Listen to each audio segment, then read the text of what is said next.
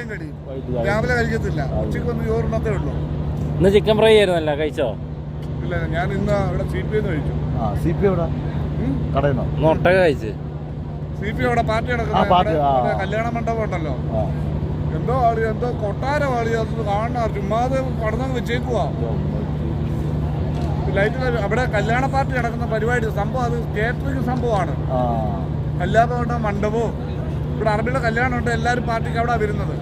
അവിടെ പാർക്ക് ചെയ്യാൻ സ്ഥലമുണ്ട്, ഇരുന്ന് കഴിക്കാൻ സ്ഥലമുണ്ട്, വലിയ ഡൈനിങ് യൂണിറ്റ് കാണാം, വലിയ കൊട്ടാരം.